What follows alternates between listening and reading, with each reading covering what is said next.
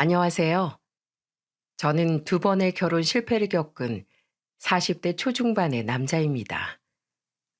지금은 그냥 결혼에 대한 마음을 내려놓은 채 편안한 싱글 라이프를 즐기고 있죠. 지금의 이 안정적인 생활을 찾기 전 제 인생을 뒤흔들어 놓은 큰 사건이 있었는데요. 혹시라도 다른 사람들은 저 같은 피해를 당하지 않았으면 하는 마음에 이렇게 사연을 보내봅니다. 저희 아버지는 매우 남성적이고 권위적인 분이셨어요. 남자애가 울면 고추 떨어진다, 사내 자식 옷이 분홍색이 뭐냐 등등 이런 틀에 박힌 말씀을 많이 하셨죠. 용수 너 이번 시험에서 전교 등수 10등이나 떨어졌더구나. 죄송해요 아버지. 한다곤 했는데 이번 시험이 너무 어렵게 나와서. 시험이 너한테만 어려워? 다른 애들은 너보다 더 열심히 했으니까 10명이나 널 제친 거 아니야? 사내 자식이 핑계는? 당신은 집안에서 애들 교육을 어떻게 시키는 거야? 미안해요, 여보. 그래도 용수가 전교 20등 밖으로 나간 적은 없잖아요. 시끄러워. 용수, 용대 너희 둘 다 지금 열심히 해야 나중에 흰 셔츠 입고 편하게 의자에 앉아서 일하는 거야. 이 아빠처럼 평생 몸고생하면서 살고 싶어? 꽤 큰 철물점을 운영하셨던 아버지는 돈을 많이 버셨음에도 자신의 배움이 짧은 것이 평생 한이었던 분이었어요. 그래서인지 아버진 자식들의 학업에 엄청나게 열성이셨죠. 소심한 저야 아버지 말에 항상 네네 하며 주눅들어 살았지만 제 동생은 저와는 다르게 반항적인 사춘기 시절을 보냈습니다. 그리고 결국 아버지의 거센 반대에도 체대에 진학해 졸업 후 헬스 트레이너로 취업을 하더군요. 사내 자식이 대학까지 나와서 평생 남의 몸이나 들여다보고 살려고 해? 그게 남 시중 드는 일이지 뭐야. 에휴, 지 형 반이라도 닮을 것이지. 어쩜 저렇게 형제가 다르노? 자식들을 모두 일명 화이트 컬러 직업으로 키우고 싶었던 아버지는 그 사실을 굉장히 못마땅해 하셨어요. 그리고 그런 동생과 다르게 저는 아버지의 뜻대로 서울의 좋은 대학에 진학을 했고 졸업 후엔 정해진 수순처럼 대기업에 입사를 했습니다. 아버지는 그런 저를 보며 굉장히 흐뭇해 하셨죠. 자신의 교육법이 틀리지 않았다면서요. 그런 아버지께서 갑자기 제게 결혼을 독촉하신 건 어머니의 죽음 이후부터였습니다. 어머니께선 제가 어릴 적부터 선천적으로 몸이 약하셨어요. 특히 기관지 쪽이요. 그러다 제가 28이 되던 해 어머니는 심한 폐렴을 앓았고 그대로 자리에서 일어나지 못하셨습니다. 하늘이 무너지는 것 같았어요. 엄한 집안에서 유일하게 제 숨통을 틔워주셨던 분이 바로 어머니셨거든요. 아버지한테 혼나고 방에서 혼자 울고 있던 저를 따뜻하게 안아주신 것도, 반항하던 동생에게 매를 들던 아버지 앞을 두 팔 벌려 막아서셨던 것도 전부요. 그리고 아버지 또한 말씀은 무뚝뚝하게 하셨지만 어머니를 많이 아꼈다는 걸 저는 알고 있었습니다. 매번 저희 형제에게 이렇게 말씀하셨거든요. 너희 엄마 같은 사람 없다. 여자란 자고로 네 어머니처럼 조숙하고 현명해야지. 너희도 꼭 너희 엄마 같은 여자랑 만나서 결혼해. 그런 어머니를 한순간에 잃은 아버지께선 처음으로 저희 앞에서 눈물을 보이셨어요. 그리고 어머니가 돌아가신 지 몇 달이 지난 후부터 아버지는 지인들을 통해 제 선자리를 알아보기 시작하셨습니다. 아마 어머니의 죽음을 보시곤 자신에게도 언제 무슨 일이 생길지 모른다고 생각하신 것 같아요. 얼른 짝을 찾아야지. 남자는 제 가정을 꾸려야 비로소 진짜 사내가 되는 법이다. 용대 개야 선자리 같은 건 안 나간다고 할 게 뻔한 놈이니 얼른 너라도 결혼을 시켜야 내가 무슨 일이 생겨도 마음 편히 눈을 감겠다. 평생 아버지가 하라는 대로만 살아온 터라 그때도 전 아버지가 결혼을 하라니 해야지 하고 생각했어요. 아버지가 정해준 길이 당연히 제가 따라야 할 길이라고 믿었으니까요. 그렇게 몇 번의 선자리 끝에 저는 아버지가 적극 밀어붙인 여자와 결혼을 하게 되었어요. 아내는 초등학교 교사로 교육자 집안의 외동딸이었어요. 순하고 참한 성격을 가진 여자였죠. 마치 돌아가신 제 어머님처럼요. 아버지께선 그런 아내를 굉장히 마음에 들어 하셨어요. 서울의 아파트 한 채를 선뜻 사주실 정도로 말이죠. 여보, 식탁보색 뭐로 정할까? 당신 무슨 색 좋아해? 글쎄, 갈색이 좋지 않을까? 아버진 항상 식탁보는 갈색으로 하시던데. 에이, 아버님 말고 당신이 좋아하는 색 말이야. 아, 당신 유독 코스모스 꽃 좋아하잖아. 저번에 길가에 핀 코스모스들을 유독 뚫어지게 보던데? 그럼 우리 하얗고 분홍 섞인 색으로 사자. 어때? 아내는 항상 사소한 것 하나까지도 제 의견을 묻곤 했습니다. 처음엔 좀 어려웠어요. 저는 제 스스로 뭔가 결정해 본 일이 손에 꼽을 정도로 드물었거든요. 그래서 제가 뭘 좋아하는지, 뭐가 좋은 건지 스스로 판단하기가 참 힘들었는데, 아내는 저도 몰랐던 제 취향을 귀신같이 먼저 알아채고 제게 알려주더군요. 그리곤 항상 제게 이렇게 말했죠. 아버님 말고 당신이 좋아하고 하고 싶은 게 뭔지 우리 같이 찾아내보자. 그럼 매일이 새롭고 즐거울 거야. 그치? 그런 아내와의 결혼 생활은 아주 행복했습니다. 아내와 대화를 하다 보면 가끔 퀴즈를 푸는 느낌이 들기도 했지만 아내는 항상 인내심 있게 제가 의견을 말하길 기다려 주었죠. 그리고 항상 제게 맞다 틀리다를 알려주던 아버지와 달리 아내는 제 의견을 항상 존중해 주었고요.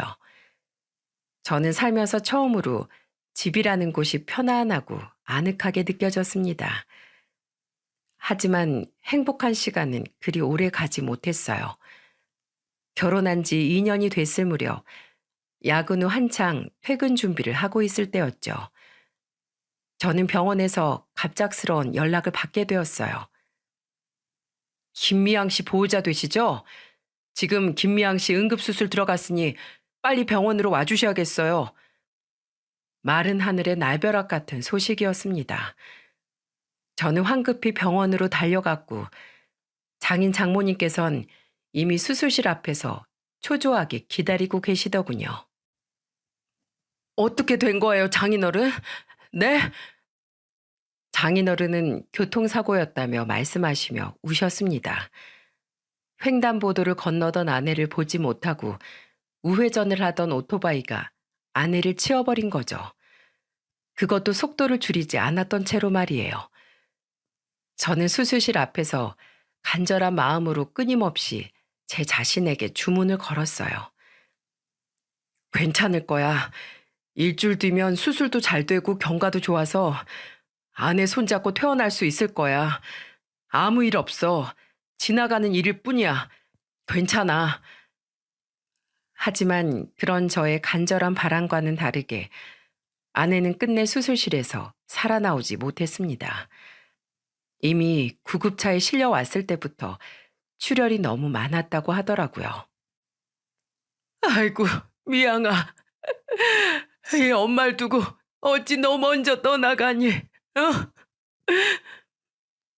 장인 장모님의 오열 속에서도 아버지와 남동생이 뒤늦게 달려왔을 때도 저는 그저 눈물을 흘리며 멍하니 아내의 영정사진만 바라보고 있었어요. 믿기지가 않았거든요.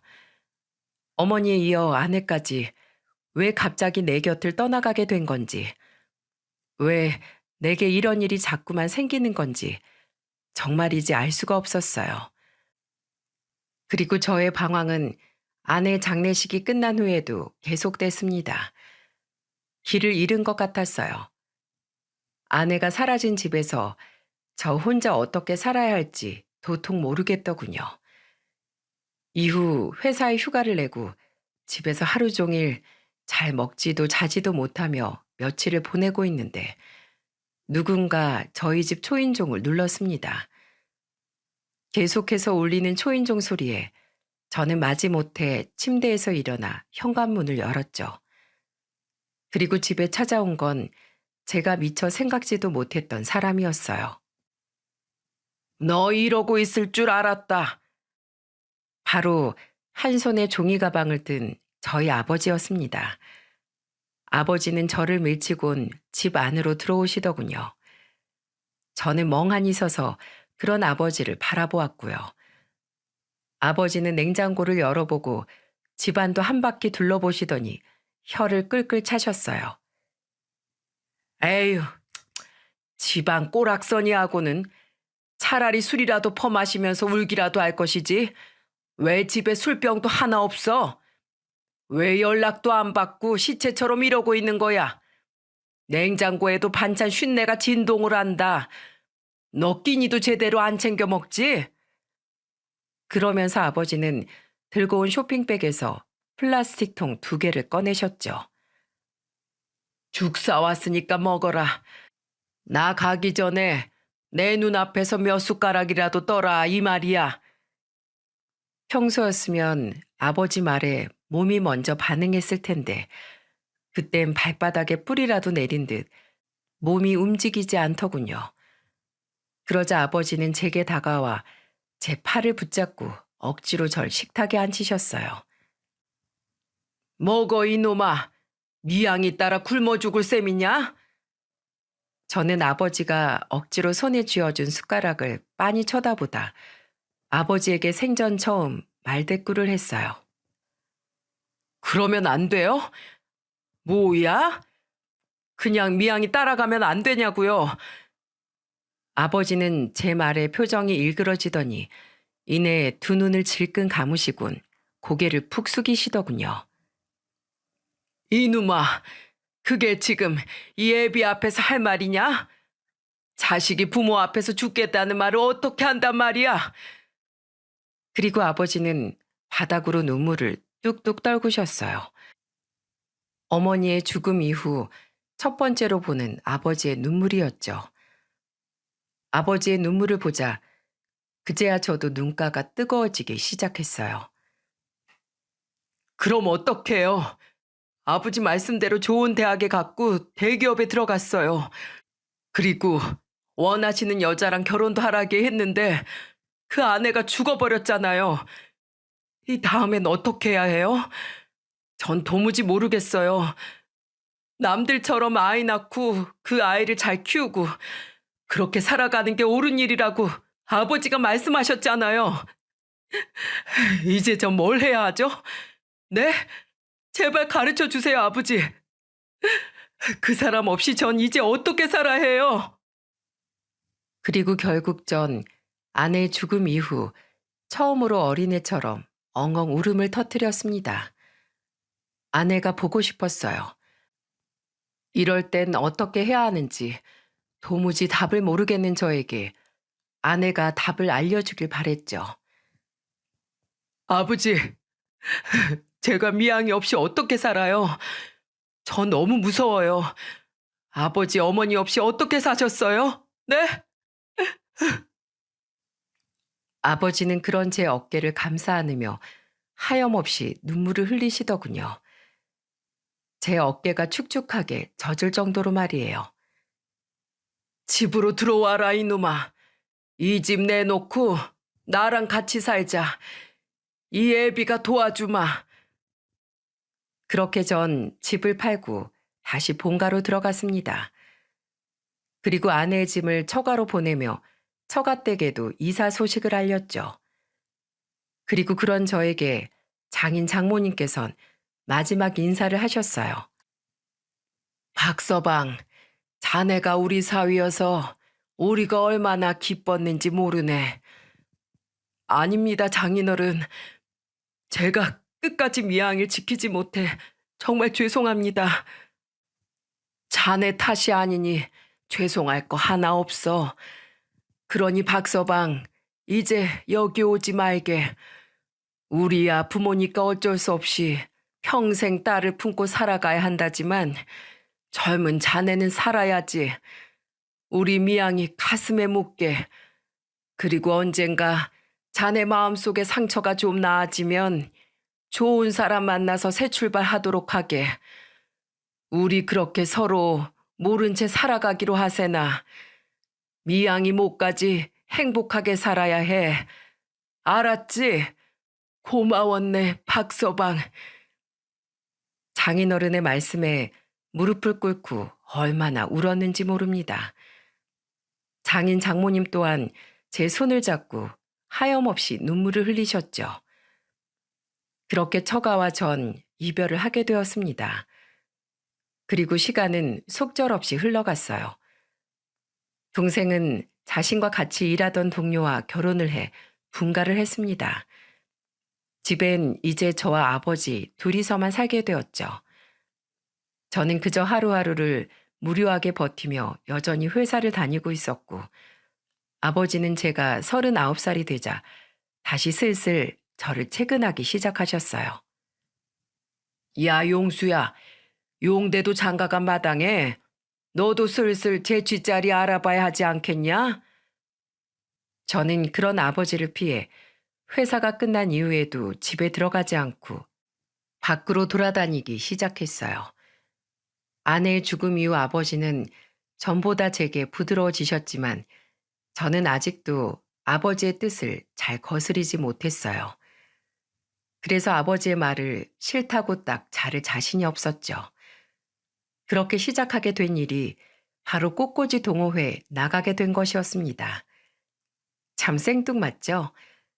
제가 꽃을 좋아한다는 사실을 알게 된 건 바로 죽은 전 아내 덕분이었어요. 이후 저는 꽃에 관심이 많아졌고 길가에서 꽃집이라도 보이면 그냥 지나치지 못하고 한참을 그 자리에 서서 바라보곤 했거든요. 그러다 자연스럽게 화분이나 꽃장식에 관심이 많아졌고요. 물론 아버지가 알면 기함할 만한 일이었지만은요. 그렇게 아버지 몰래 동호회에 나가게 된 지 3개월쯤 지났을 때였을까요? 자자, 다들 주목. 오늘 또 새로운 회원님이 참석하셨습니다. 오늘 끝나고 다들 환영회 있는 거 아시죠? 특히 용수 씨, 이번엔 도망가면 안 돼요. 꼭 참석하시깁니다. 매번 뒤풀이니 환영회니 할 때마다 잘 피해갔었는데 그날은 동호회 회장이 저를 콕 집어 부른 탓에 저는 어쩔 수 없이 신입회원 환영회에 따라가야 했죠. 그리고 그날 전 제 인생을 송두리째 뒤집어 놓은 인물과 드디어 마주하게 되었습니다. 윤미연이에요. 다들 잘 부탁드립니다. 인사 쾅 박습니다. 그 사람은 바로 그날 환영회의 주인공이었던 제 2번째 아내였어요. 새 아내는 첫날부터 동호회 분위기를 아주 휩쓸어 버리더군요. 술 게임부터 시작해 모든 테이블의 대화를 주도하며 아주 날아다녔어요. 다들 잘 노는 아내를 굉장히 환영하는 분위기였죠. 저는 그런 자리가 너무 불편해 눈치껏 대충 먹고 빨리 빠져나가야겠다는 생각을 하고 있었습니다. 슬슬 눈치를 보던 차에 술자리를 휩쓸고 다니던 아내가 제 곁으로 훅 다가오더군요. 안녕하세요. 용수 씨라고 했나요? 네, 안녕하세요. 아까부터 혼자 빠져나가시려고 눈치 보고 계시는 거 저 다 봤어요. 제 눈에 띈 이상 절대 못 그러죠. 오늘 이 자리 주인공은 저니까 제 말 들어주셔야 돼요. 자요, 저 환영주 한 잔 따라주세요. 저는 너무 놀라 목에 사례가 들렸지만 아내는 아랑곳 않고 활짝 웃으며 제게 술잔을 내밀더군요. 그게 아내와의 첫 만남 날이었습니다. 그리고 이후 변호사라는 아내의 직업을 처음 들었을 때 저는 굉장히 의외라고 생각했어요. 놀기도 잘 놀고 취미 생활도 열심히 즐기고 똑똑하기까지 한 아내가 처음에는 무척 신기했습니다. 그리고 그 신기함은 점점 호감으로 바뀌어 갔죠. 그런 제게 먼저 고백을 한 건 다름 아닌 아내였어요. 미연 씨 같은 분이 왜 제가 좋으신데요? 왜 그런 거 있잖아요. 모성 본능 같은 게 든다고 해야 되나? 지켜주고 싶은 스타일이에요, 용수 씨. 저는 아내의 그런 주도적이고 당찬 모습이 참 마음에 들었습니다. 수동적이고 내성적인 저와는 무척 정반대라고 느껴져서요. 그렇게 우린 9개월 정도 연애를 했고 아버지에게도 이 사실을 말씀드렸습니다. 아내의 직업을 들으신 아버지께선 입이 찢어지게 미소를 지으셨어요. 뭐? 변호사? 그거 굉장히 똑똑한 사람들만 하는 일 아니냐? 어디, 나이는 몇 살인데? 부모님은 뭐 하시고? 부모님께선 경기도에서 백숙 파는 산장을 하신대요. 저보다는 4살 어리고요. 아이고, 나이도 딱 좋다, 딱 좋아. 아버지께선 어찌나 좋으셨는지 박수까지 치시더군요. 그리고선 제게 아내를 한번 데려와 보라고 말씀하셨어요.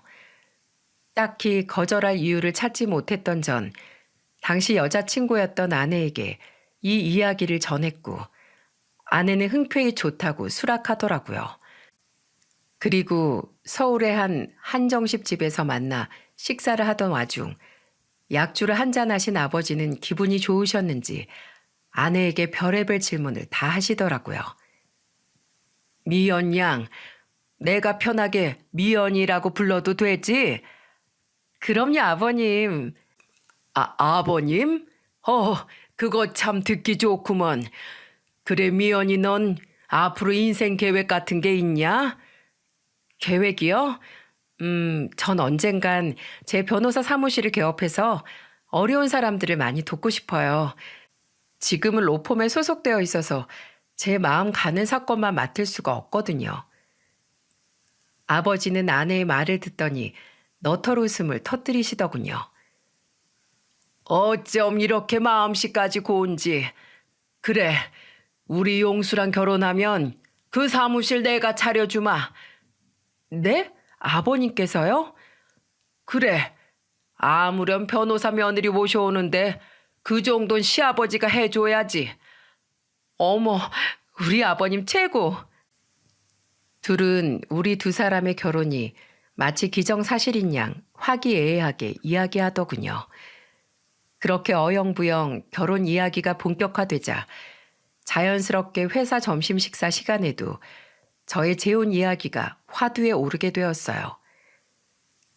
이야, 박 과장, 드디어 재혼하는 거야? 아직 확실한 건 아닌데 그냥 아버지도 그렇고 여자친구도 워낙에 밀어붙이고 있는 중이라 아마 그렇게 될 것 같네요. 그런데 과장님, 그 여자분 동호회에서 만났다고 했죠? 요새 인터넷이나 동호회에서 만남 갖는 거 말도 많고 탈도 많잖아요. 자기 직업 같은 거 작정하고 속이는 사람도 많고요. 정말로 변호사가 맞는 거죠? 정대리, 쓸데없이 그게 무슨 말이야? 남의 좋은 소식에 괜히 초치지 말라고. 에이, 그래도요, 차장님. 확실히 확인해서 나쁠 건 없죠. 작년에 제 친구가 동호회에서 만난 여의사랑 6개월이나 진지하게 사귀었는데 뭔가 미심쩍어서 알아보니까 글쎄 직업도 없는 백수였대요. 이름까지 철저하게 속였다나요? 그 친구 그때 너무 충격받아서 그 동호회도 탈퇴하고 한동안은 여자 근처에도 안 갔잖아요. 그래? 그럼 정대리 말대로 한번 확인이나 해봐, 박 과장. 명함 한 장쯤은 가지고 있을 거 아니야? 다른 거 필요 없이 로펌에 전화 한 통 해서 같은 이름 변호사가 정말로 근무하고 있는지 확인만 해보면 되잖아. 진짜 이름은 맞는 거지? 네, 같이 여행 갔을 때 여권에서 봤어요. 영 내키진 않았지만 하도 주변에서 확인해 보라는 직장 동료들의 최근에 저는 한숨을 쉬며 명함을 꺼내 들었습니다. 변호사 명함엔 윤미현이란 이름과 법무법인 회사 이름이 새겨져 있었어요. 저는 명함에 적힌 대표 번호로 전화를 걸었죠. 혹시 몰라 정대리의 휴대폰으로요. 거기 혹시 윤미현이라는 변호사님 계신가요? 윤미현 변호사님요? 지금 회의 들어가셨는데 무슨 일이신가요? 아닙니다. 그럼 제가 나중에 직접 찾아뵙죠. 감사합니다. 스피커폰으로 통화를 마친 저는 이제 됐냐는 듯 직장 동료들을 향해 어깨를 으쓱해 보였어요. 그들은 머쓱하게 웃어 보이더군요. 죄송해요, 과장님. 전 그냥 제 친구 생각이 나서. 괜찮아. 확인했으니 그걸로 됐어. 밥이나 마저 먹자고. 그렇게 아내와 저는 만난 지 딱 1년 되던 날 결혼을 하게 되었습니다. 아내 또한 20대 중반에 철없을적 무턱대고 결혼했다가 성격 차이로 한번 이혼을 했었다고 하더라고요.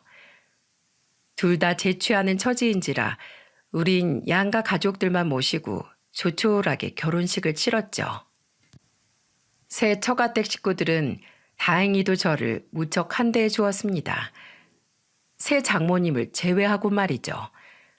항상 싱글벙글인 장인어른과 처남과는 다르게 장모님은 매번 뭔가 불편한 사람처럼 제 눈을 마주치려고 하지 않으셨어요. 저는 제가 마음에 안 드시나 싶어 내심 마음이 안 좋았지만 워낙에 소심한 성격을 가진지라 차마 직접 장모님께 이유를 여쭤보지 못했죠. 장모님께선 내가 마음에 안 드시나 봐. 에이, 아니야. 우리 엄마가 원체 낯을 심하게 가려서 그래.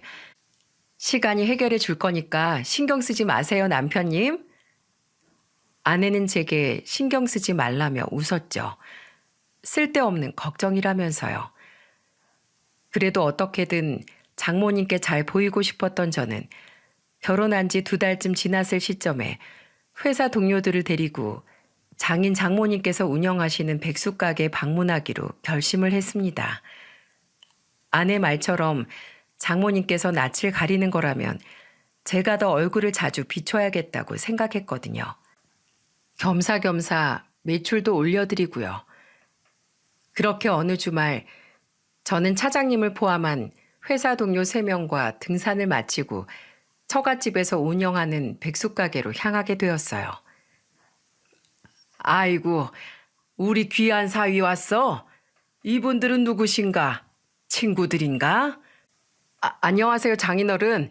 회사분들이랑 등산하고 장인어른과 장모님도 뵐 겸 식사하러 왔습니다.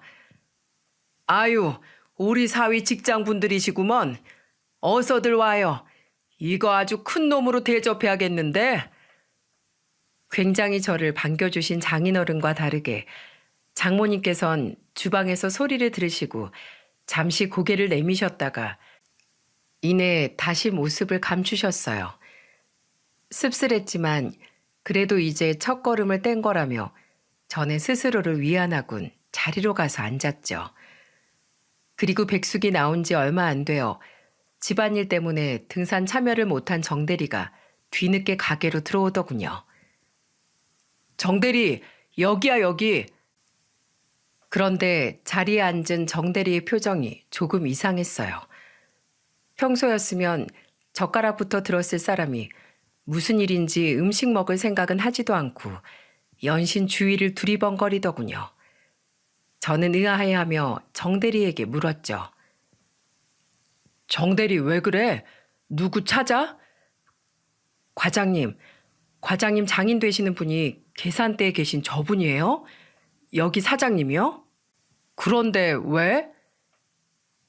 정대리는 고개를 갸우뚱하더니 이내 목소리를 잔뜩 낮추곤 제게 넌지시 이렇게 말하는 겁니다. 과장님, 뭔가 좀 이상한 것 같아요. 뭐가 이상해? 잠시 망설이던 정대리는 자신이 가게로 들어오기 전 가게 앞 흡연장에서 들은 이야기라며 제게 뭔가를 이야기해 주더군요. 그런데 그 이야기라는 게 정말 정대리 말대로 이상했어요.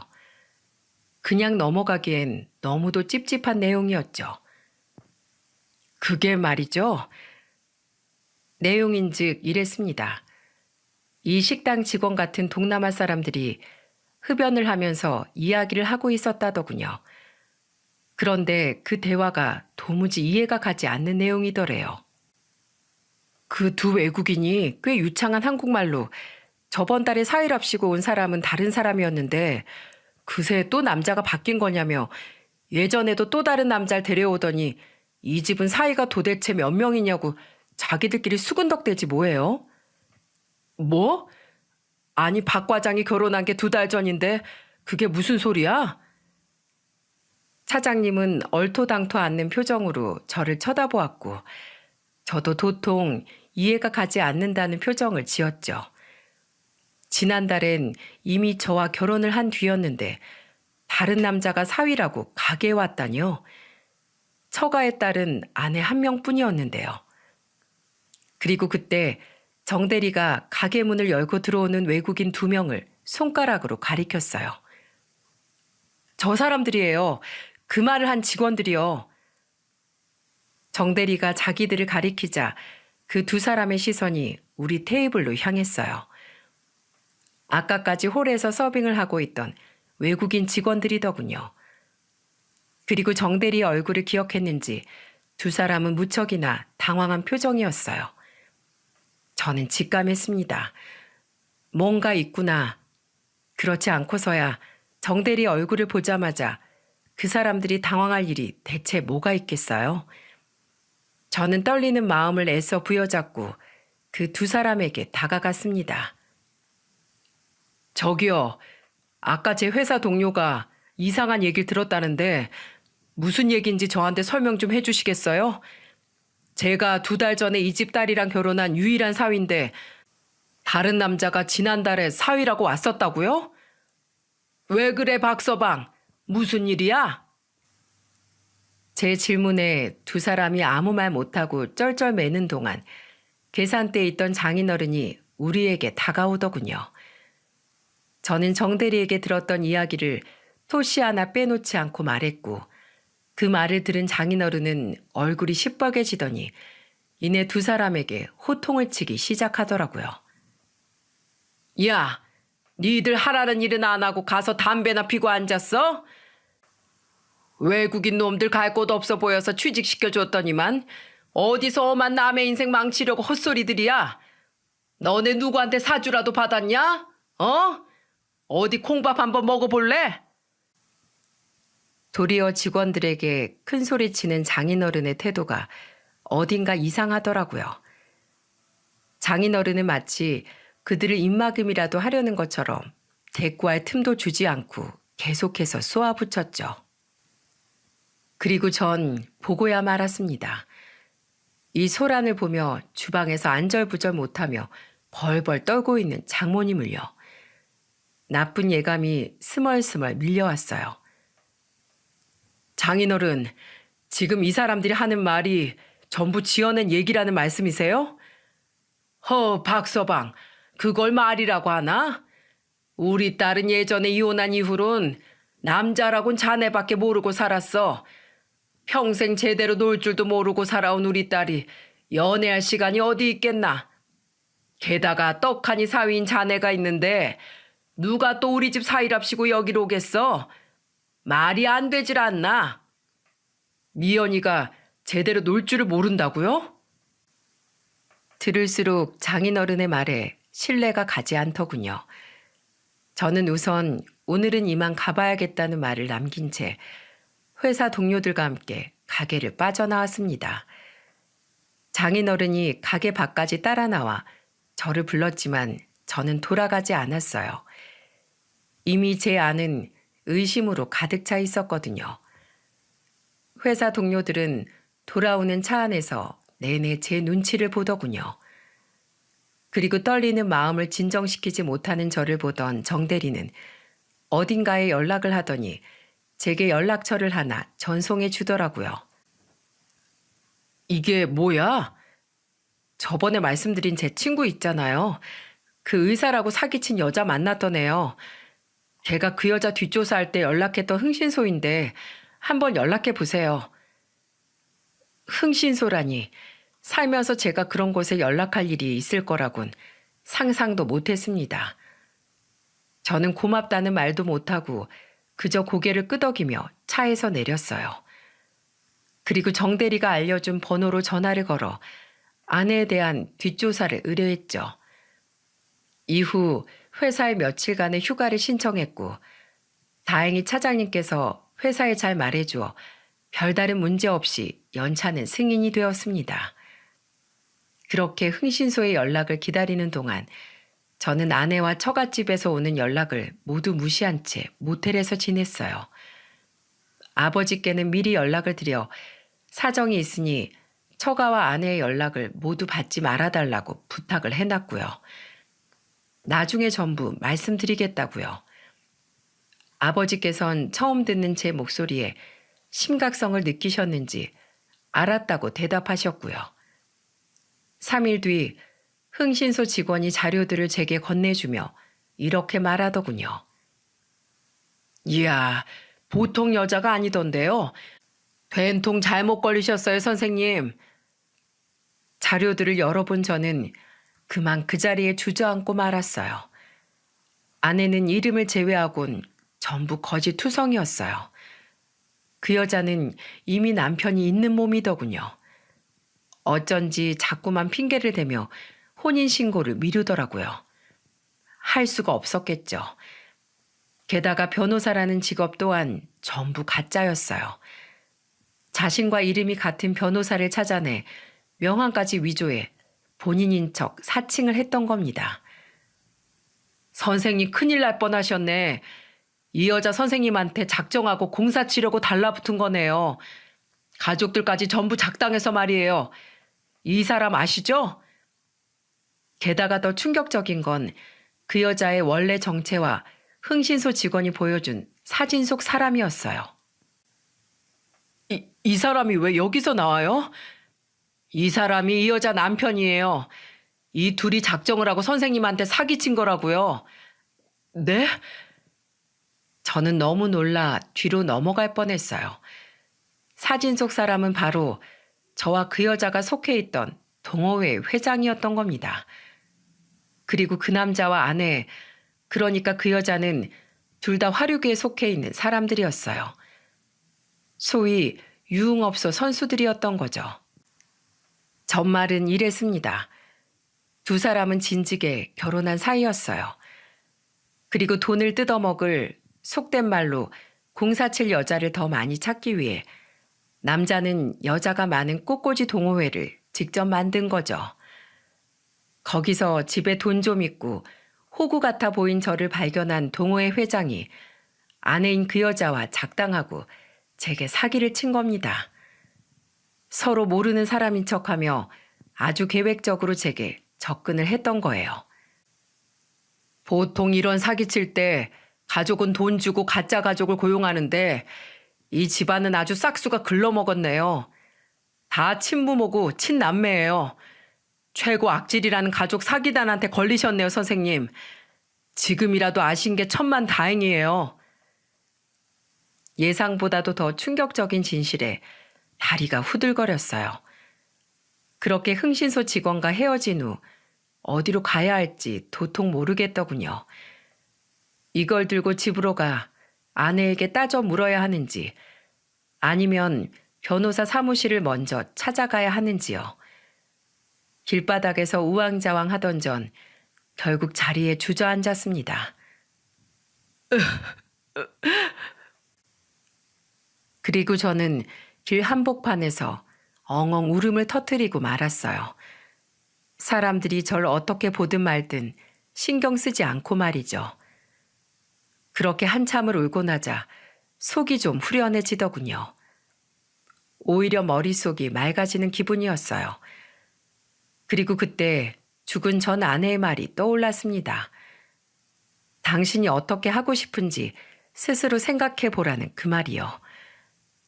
저는 그 길로 택시를 잡아 타고 집으로 향했습니다. 문을 열고 들어가자 애타게 저를 기다렸는지 그 여자가 저를 부르며 현관으로 달려오더군요. 여보, 도대체 연락도 안 받고 어디 있었어? 걱정돼서 미치는 줄 알았잖아.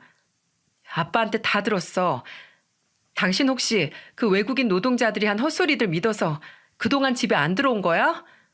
나 의심해서? 그런 거면 나 정말 서운해. 저는 그 여자의 말에 픽 하고 웃었어요. 진실을 알고 나니 그 여자의 행동이 기가 찼거든요. 저를 얼마나 우습게 봤으면 꼬리를 잡힌 후에도 이렇게 당당하게 거짓말일까 싶었죠. 저는 아무 말 없이 흥신소 직원에게 받은 자료들을 그 여자에게 던졌습니다. 나 다 알고 왔어. 연기 그만해. 소름 끼치니까. 그 여자는 긴장된 얼굴로 서류 봉투를 열어보더군요. 자료들을 훑어보던 그 여자의 표정이 점점 굳어졌습니다. 저는 그 여자가 제게 무릎을 꿇고 싹싹 빌거나 아니면 뭐라도 변명이라도 할 줄 알았어요.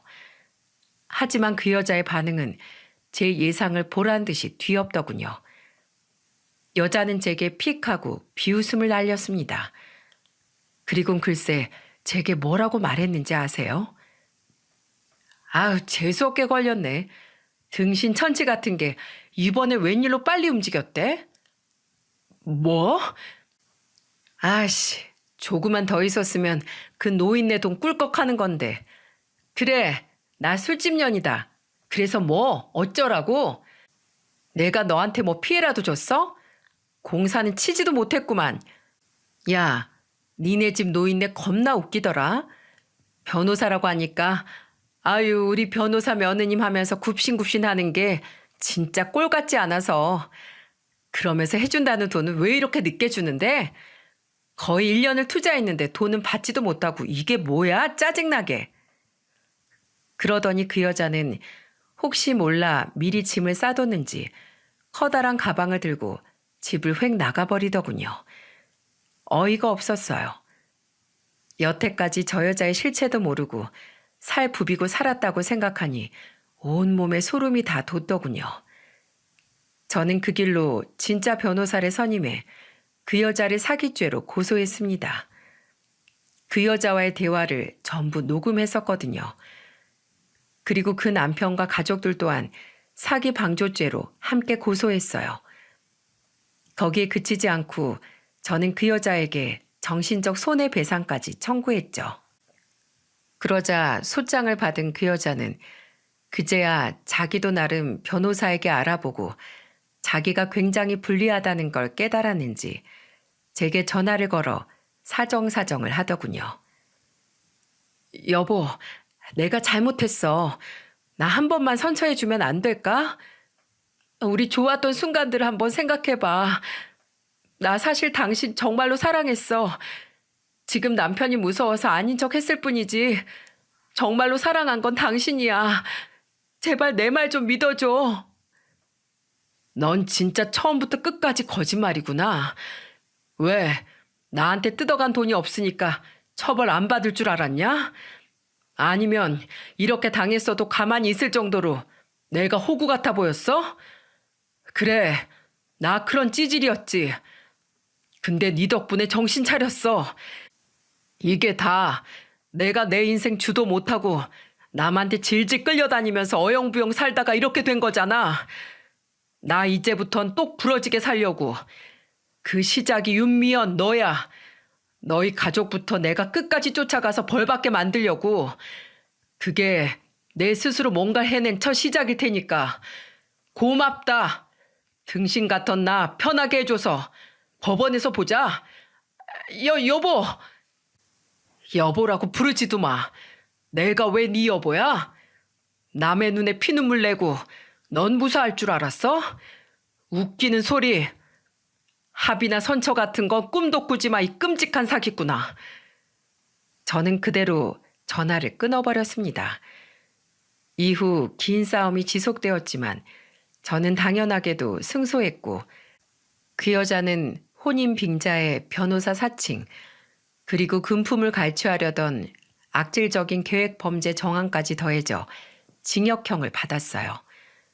그 여자의 남편과 가족들은 벌금형을 받았고요. 그놈들도 싹 다 감옥에 쳐넣어야 하는 거 아니냐며 법원에서 아버지가 길길이 날뛰어 한바탕 소란이 일어나기도 했죠. 그리고 저는 2,500만 원의 배상금을 받게 되었습니다. 하지만 저는 돈을 받고도 전혀 기쁘지 않더군요. 상처로 얼룩진 돈이었으니까요. 저는 우선 다시 흥신소 직원에게 부탁해 제가 모든 사실을 알게 해준 발단인 외국인 직원들을 수소문했습니다.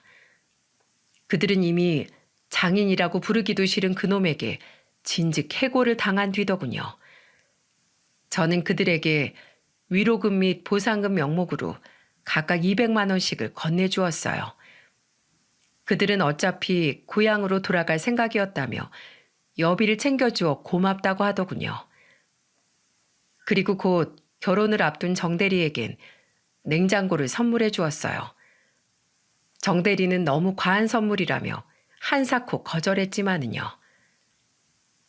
정대리 아니었으면 나 냉장고는 고사하고 축의금 낼 돈까지 싹 다 뜯겼을걸? 고마워서 그러니까 그냥 받아도 내 마음의 빚이다 생각하고. 그리고 전 남은 돈으로 회사를 퇴직한 후 퇴직금을 약간 더해 꽃집을 차렸습니다. 물론 아버지께서는 너무 황당해 뒤로 나자빠지셨죠.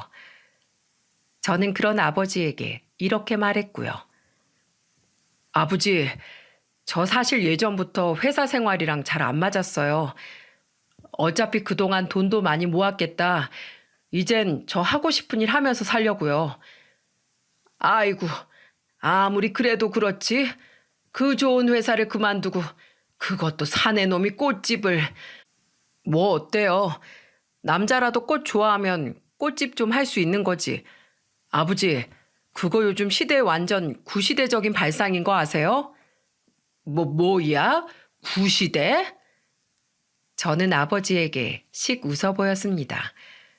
변해도 너무 변한 제 모습에 아버지는 어안이 벙벙해 보이시더라고요. 입을 떡 벌린 아버지의 모습이 얼마나 웃기던지요. 에휴, 그래. 네 멋대로 해봐라. 내가 너한테 무슨 염치로 이래라 저래라 하겠냐. 내 아들 지옥 구렁텅이로 밀어넣는지도 모르고 그럼 몹쓸 년한테 돈까지 갖다 바친다면서 결혼을 시키려고 한 내가. 아버지는 이 모든 전말을 알게 된 후 처음엔 불같이 화를 내시더니 이내 제게 엄청나게 미안해 하셨어요. 괜히 자기가 재혼하라고 보채서 제가 밖으로 나돌다가 그 여자를 만나게 된 거라면서요.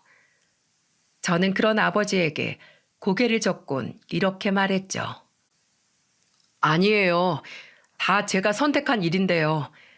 예전엔 다 아버지가 시키는 대로 행동했다고 생각했는데 따져보면 사실 그렇지도 않더라고요. 아버지 말을 따른 것조차 제 선택이었던 거였죠.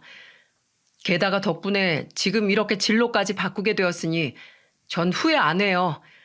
그러니까 아버지도 미안해하지 마세요. 아버지는 그런 저를 물끄러미 바라보다가 언제 이렇게 컸냐며 눈물 지으시더군요. 저렇게 눈물이 많아지신 걸 보니 그 강인하던 아버지도 나이가 드신 건가 싶어 마음 한편이 아려왔습니다. 이후 제 꽃집은 친하게 지내던 회사 사람들의 열화 같은 성원에 힘입어 다행히도 꾸준한 매출을 유지할 수 있게 되었어요. 각종 화환부터 부케, 선물용 화분 등등 많은 제작 의뢰를 해주었거든요. 덕분에 SNS에도 입소문이 많이 나서 일반 손님도 많이 늘었죠. 그리고 요즘 아버지께선 정말로 나이가 드신 건지 전엔 쳐다도 안 보던 것들에 눈길이 가시는 것 같더라고요. 최근 등산에 취미를 붙이시더니 이젠 하다못해 제게 산이나 길가에 핀 꽃사진을 보내며 이렇게 묻기도 하시지 뭡니까? 아들아, 이게 무슨 꽃이냐? 네 엄마를 닮은 게 아주 곱구나. 어릴 적 아빠를 생각하면 정말 엄청난 변화였죠. 이 모습을 어머니께서 살아서 보셨다면 참 좋아하셨을 텐데요. 그럴 때마다 어머니가 참 보고 싶어지더군요. 그리고 한 명 더, 요즘 들어 제 변화를 시작하게 해준 한 사람, 전 아내가 자주 생각이 납니다. 제 동생은 죽은 형수가 형이 꽃뱀한테 당할 뻔한 걸 봤으면 혀를 찼을 거라고 말하지만 제 생각은 좀 달라요. 아내는 아마 제게 참 잘한 결정이었다고, 그리고 혼자 껍질에서 탈피하느라 참 많이 고생했겠다고 저를 다독이며 응원해 줬을 겁니다. 그런 사람이었으니까요. 저는 앞으로는 나중에 하늘로 올라가 아내를 만나게 되면 이런저런 이야기를 늘어놓을 수 있는 삶을 살아가려고 합니다. 제가 좋아하는 것들, 제가 스스로 이뤄냈던 것들에 대해서요. 그러려면 일단 이만 잠자리에 들고 내일 일찍 또 가게에 나가봐야겠죠? 하루를 또 열심히 살아내기 위해서요. 그럼 여러분들도 모두 오늘보다 내일은 더 후회 없는 삶을 살아가셨으면 좋겠습니다. 감사합니다. 안녕하세요. 저는 학창시절 괴롭힘과 따돌림을 당했던 40대 초 여자입니다. 그때의 기억은 제 인생의 트라우마로 남아있죠.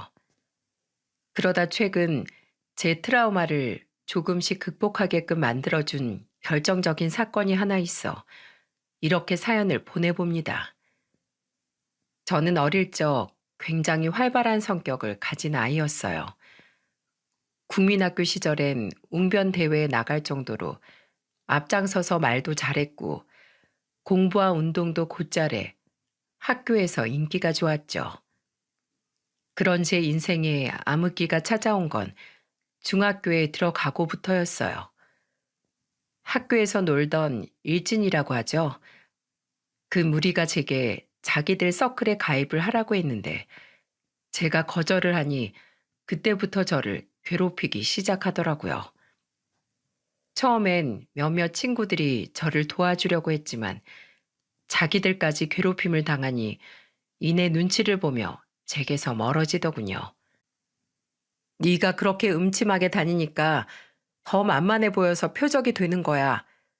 너도 문제가 있다고. 스스로 문제를 헤쳐나갈 생각을 해야지. 왜 그 많은 애들 중에 유독 너만 유난이니? 중학교 3년간 모든 담임 선생님들은 이런 식으로 말하며 제 도움 요청을 거절했습니다. 아마 번거로운 일에 관여하고 싶지 않았던 거겠죠. 요즘엔 어떤지 몰라도 당시엔 이런 일을 쉬쉬하기 쉬운 시대였거든요. 그렇게 저는 중학교 3년 내내 안 보이는데 때리기, 잔심부름, 가방 들기, 돈 빼앗기기, 이유 없이 비난당하기 등의 괴롭힘을 당했습니다. 요즘 방송에 나온 것처럼 아주 심각한 손찌검을 당한 건 아니었지만 그렇다고 괴롭힘이 아닌 건 아니잖아요. 저는 정말 아침에 눈을 뜨면 교통사고라도 나서 학교에 가지 못했으면 좋겠다 하고 생각할 정도로 하루하루가 지옥이었어요. 혹여 힘들게 맞벌이하는 부모님이 걱정하실까봐 집에 말도 꺼내지 못한 채 홀로 힘들고 외로운 시간들을 버텼죠.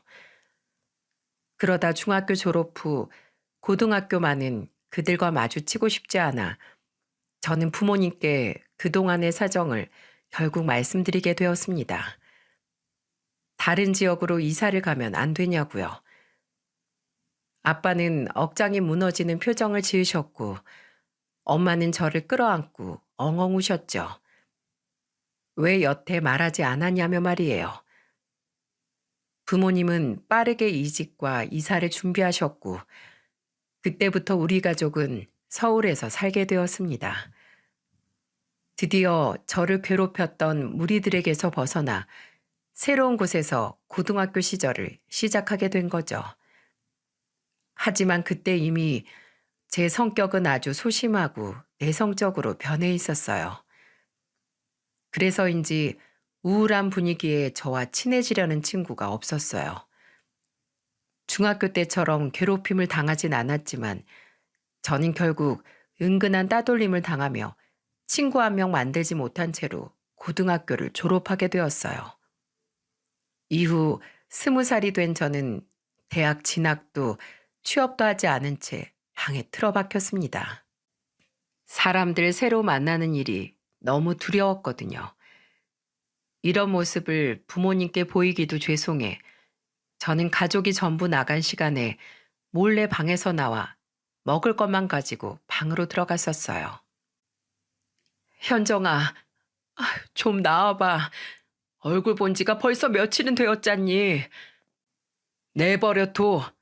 아휴, 어쩌다 저 지경이 되었는지 원.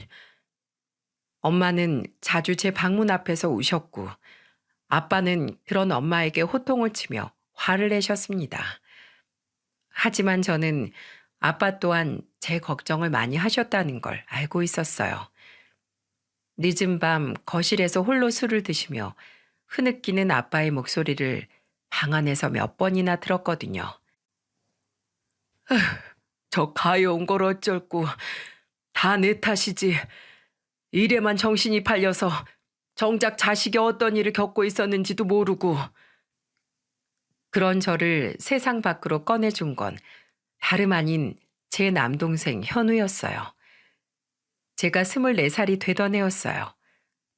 당시 군대를 막 전역하고 집에 있었던 동생은 제가 여전히 방에만 틀어박혀 있자 어느 날 제 방문을 쿵쿵 두드리더군요. 그리고 제가 아무런 반응도 없자 글쎄 제 방문을 발로 쾅 차서 억지로 열어버리는 게 아니겠어요? 어, 어! 침대에 누워있던 저는 너무 놀라 어버버거렸고 동생은 오랫동안 열지 않았던 제 방 안마 커튼을 획 열어젖혔습니다. 햇빛이 방 안으로 쏟아져 들어왔어요. 너무 오랜만에 햇빛에 저는 너무 눈이 부셔 눈살을 찌푸렸죠.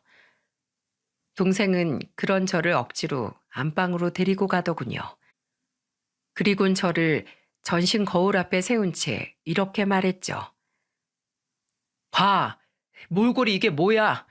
씻긴 또 언제 씻은 거야? 머리 봐, 길게 엉킨 채 처녀 귀신 저리 가라네. 처녀 귀신은 머릿결이라도 좋지. 누나 인생 망친 놈들 때문에 언제까지 이렇게 살 거야? 더 잘 살아야지. 그 연놈들한테 똑똑히 보여줘야지. 너네가 아무리 날 괴롭혀봤자 난 보란 듯이 더 잘 살 거다. 이렇게. 나 방에 들어갈래. 난 그냥 이대로 살 거야. 안 돼. 누나만큼은 아니겠지만 나도 군대에서 이유 없이 괴롭힘 당해봤어. 근데 난 고개 당당히 쳐들고 다녔어. 내가 잘못한 게 없으니까. 누난 잘못한 게 없는데 왜 이렇게 숨어서 사는 거야? 매일같이 우는 부모님을 생각해봐. 지금 누나를 이렇게 설득하고 있는 나를 봐. 동생은 결국 눈물을 터뜨리더군요. 저 또한 그런 동생에게 미안해. 그리고 가족들을 힘들게 만든 제 자신이 싫어 눈물이 뚝뚝 흘렀습니다. 그리고 아주 오랜만에 동생을 끌어안고 그 자리에서 엉엉 울고 말았죠. 그 뒤로 저는 방문을 잠그지 않았습니다. 아니, 잠그지 못했다는 말이 맞겠죠. 동생이 문을 발로 찼을 때 문고리가 고장이 났거든요. 그날 퇴근하고 집에 돌아오신 부모님께선 그 광경을 보시고 많이 놀라셨지만 동생이 자초지종을 설명하자 눈물을 보이시며 잘했다고 동생의 등을 두들겨 주셨어요. 대학교 복학 전까지 시간이 남았던 동생은 이후 싫다는 저를 데리고 이곳저곳 외출을 하기 시작했습니다. 4년 만에 미용실에 갔던 날 제 머리를 보며 경악을 하던 미용사의 표정이 떠오르네요. 너무 부끄러워 얼굴이 새빨개진 제 옆에서 동생은 뭐가 그리도 좋은지 실실 웃고 있었죠. 동생이 주로 저를 데리고 다닌 곳은 볼링장이었어요. 최근 자신이 취미를 붙이고 있는 곳이라면서요. 몸을 움직이면 잡생각이 사라져. 처음엔 가기 싫었지만 볼링이라는 게 은근 쾌감을 주는 운동이더군요. 핀들이 공에 맞아 와르르 무너지는 모습을 보니 마치 제가 스스로 제 두려움을 깨 부수는 것 같았거든요. 이전만큼은 아니지만 저는 조금씩 스스로도 밖으로 나오기 시작했고 한 번씩 미소도 짓게 되었습니다. 특히 동생과 볼링을 칠 땐 가끔 소리내어 크게 웃기도 하게 됐어요. 그리고 그 볼링장에서 저는 지금의 남편을 만나게 되었습니다. 당시 남편은 그 볼링장의 아르바이트생이었죠.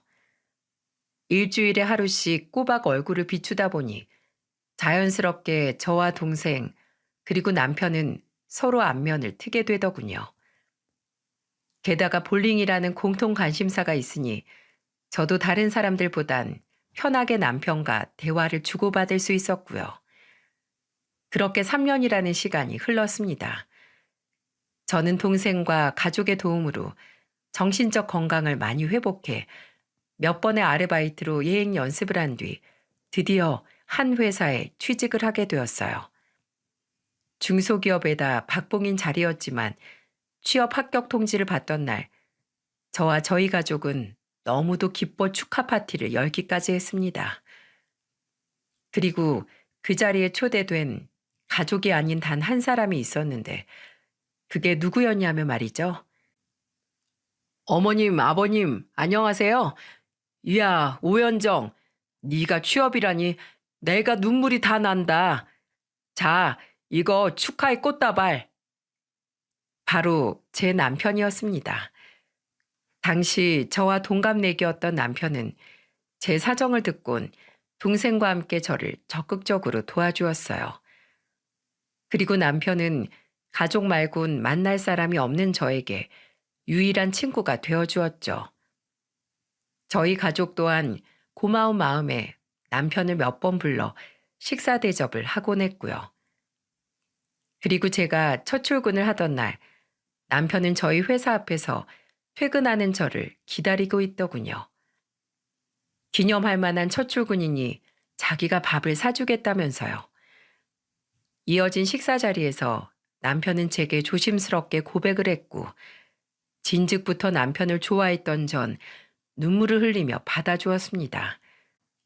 사실 남편처럼 좋은 사람이 저 같은 애를 친구 이상으로 생각할 리가 없다고 생각해 아무런 기대도 하지 않았거든요.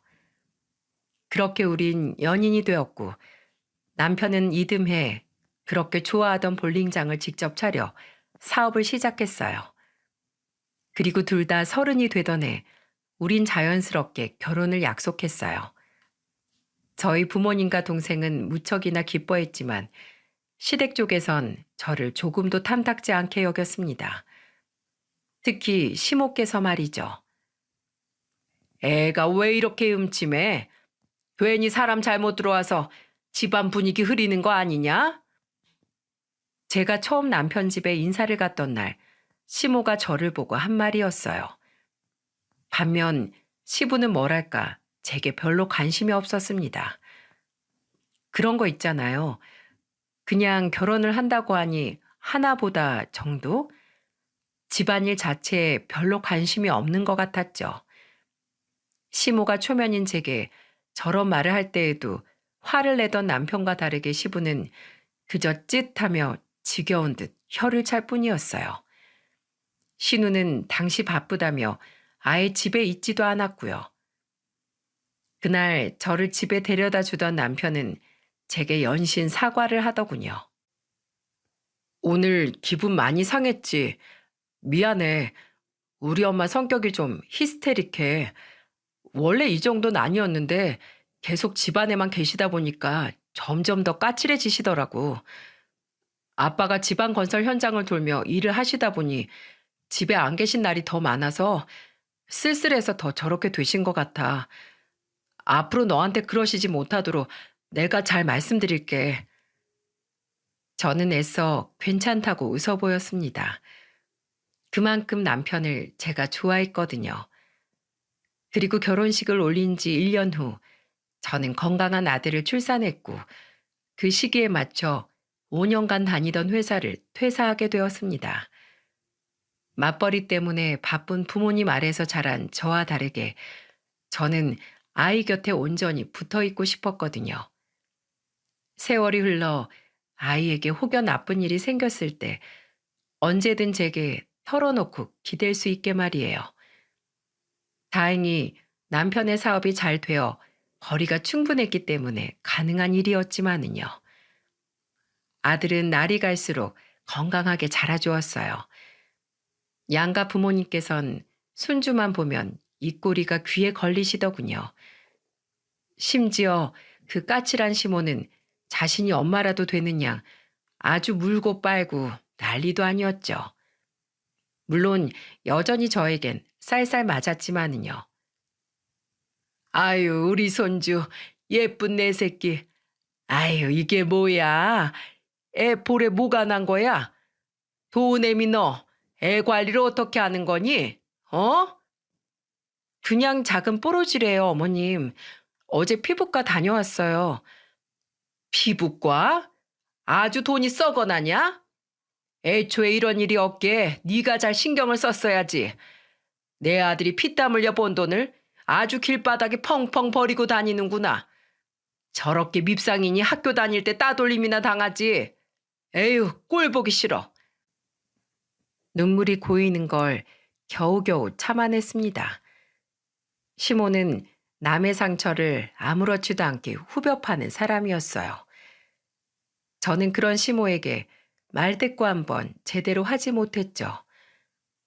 남편을 생각해서인 것도 있지만 사실 제가 그랬던 데는 이유가 하나 더 있었어요. 바로 중학교 시절의 트라우마 때문이었습니다. 저는 학창시절 이후 거친 말이나 행동을 하는 사람들을 보면 이유 없이 위축이 되었거든요. 저를 괴롭혔던 그 일진 무리들이 떠올라서요.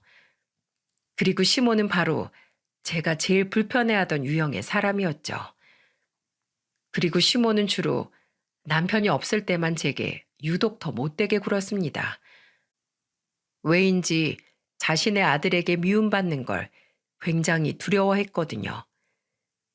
저는 아마 사람을 싫어하는 시모가 유일하게 좋아했던 사람이 남편과 손주뿐이어서 그랬을 거라고 생각해요.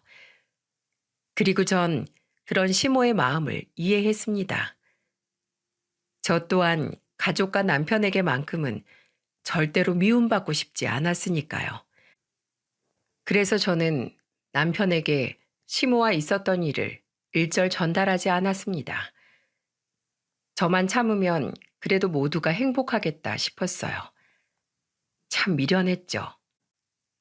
그래도 시모를 제외하면 제 결혼 생활은 너무도 평화롭고 행복했습니다. 시부와 시누야 워낙 소리 소문 없는 사람들이라 명절을 제외하면 딱히 만날 일이 없었고 친정이야 뭐 워낙에 남편이 친정 식구들과 허물 없이 지내다 보니 만나기만 하면 웃음소리가 끊이지 않았죠. 게다가 아들 도훈이는 어찌나 똘똘하고 착하게 자라주던지요. 도훈이가 초등학교 2학년 때 일이었습니다. 엄마, 나 오늘 학교에서 달리기 1등 했다? 우리 도훈이 1등 했어? 멋지네. 이게 다 도훈이가 어제 열심히 연습한 덕분이야. 그렇지? 어, 그런데 엄마, 나 학교에서 오늘 종민이랑 싸웠어. 걔는 2등 했거든. 근데 내가 지나가는데 질투가 나는지 갑자기 발을 걸잖아. 발을? 어디 우리 아들 다친 데는 없고? 응. 근데 화가 나서 나도 똑같이 나중에 발 걸었어. 나는 안 넘어졌었는데 걔는 넘어졌다? 근데 난 걔가 한 거 똑같이 해줬을 뿐인데 걔가 막 화를 내잖아. 그래서 싸웠어. 근데 내가 이겼어. 자세히 보니 도훈이의 얼굴과 팔 군데군데 생채기가 나 있더군요. 저는 너무 놀라 얼른 약을 가져와 도훈이에게 발라주며 이렇게 이야기했습니다.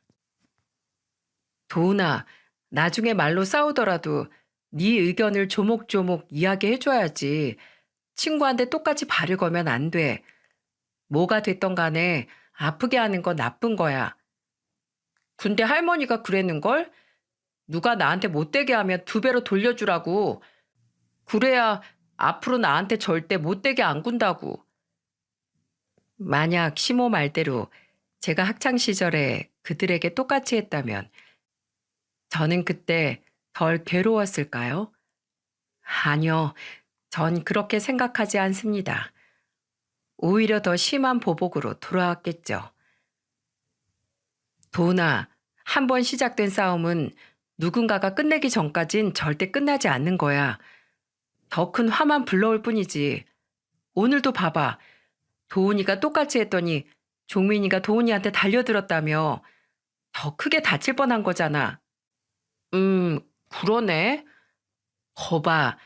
그러니까 다음부턴 그런 일이 있으면 하지 말라고 말로 얘기하도록 하자. 대신 시선을 정확하게 맞추고 또박또박 당당하게 말이야. 넌 잘못한 게 없으니까. 알았어. 역시 우리 엄마는 멋져. 최고야. 저는 도훈이가 저와는 다르게 누구의 앞에서도 위축되지 않은 사람으로 자라길 바랬습니다. 무슨 일이 있어도 세상을 당당히 바라볼 수 있도록 최선을 다해 돕고 싶었어요. 저처럼 뼈아픈 실패를 겪지 않게요. 그리고 앞서 말했던 중대한 사건은 다음해 설 연휴 시댁에서 일어났습니다. 당시 남편의 볼링장은 사정이 많이 좋지 않았어요. 바로 온 국민이 힘들었던 마스크 시국 때문이었죠. 볼링장의 매출은 날이 갈수록 떨어졌고 넉넉했던 집안 형편도 조금씩 힘들어지게 되었습니다. 설날이 되기 며칠 전 남편은 결국 제게 이런 말까지 하더군요. 아무래도 양가에 드리던 용돈을 좀 줄여야겠어. 당시 우린 양가의 용돈을 각각 50만 원씩 드리고 있었거든요. 친정 부모님께선 한사코 괜찮다고 하셨지만 남편은 저를 잘 키워주신 처가댁에 보답을 해야 한다며 막무가내였었죠. 시모도 일을 하지 않으신 지 20년이 넘어 시부가 지방에서 일을 해 보내시는 생활비와 남편이 드리는 용돈으로 생활 중이셨고요. 남편이 혼자서 얼마나 마음 졸였겠어요. 월세는 나가지, 생활비도 들고 애는 커가지, 장사는 안 되지. 저는 그저 알았다며 힘들었을 남편을 꼭 안아주었습니다. 그리고 전화로 제게 용돈 이야기를 들은 아빠께선 다음날 저희 집으로 찾아오셨어요. 그리고 제게 통장 하나를 건네줬죠. 이게 뭐예요? 저는 의아해하며 물었어요. 아빠는 아무 말 없이 그저 고갯짓으로 통장을 열어보라는 신용을 하더군요. 아빠! 열어보니 통장은 제 명의로 개설이 되어 있더군요. 그리고 통장엔 믿지 못할 액수의 돈이 들어 있었습니다. 무려 6천만 원이라는 큰 돈이요. 아빠는 헛기침을 하시며 제게 이렇게 말씀하셨어요. 그동안 너희가 우리한테 5년 동안 보내준 50만 원에 우리가 50만 원씩 더해서 넣었다. 넣어주려고 일부러 네 명의 통장으로 만들어서 모아둔 거야. 어렵다며? 이거 보태 써라. 코끝이 뜨거웠습니다. 친정 부모님께서도 2분 다 퇴직을 하셔서 사정이 넉넉하지 않으셨을 텐데 도리어 저희가 드린 만큼의 돈을 더해 저를 위해 모아두셨으니 말이에요. 저는 퇴근한 남편에게 통장을 보여주며 아빠가 다녀가셨다는 이야기를 해주었습니다. 남편은 크게 놀라더니 이내 눈물을 뚝뚝 흘리더군요. 힘들었을 거라고 예상은 했었지만 제 생각보다 사업장 사업이 많이 어려웠던 모양이더라고요.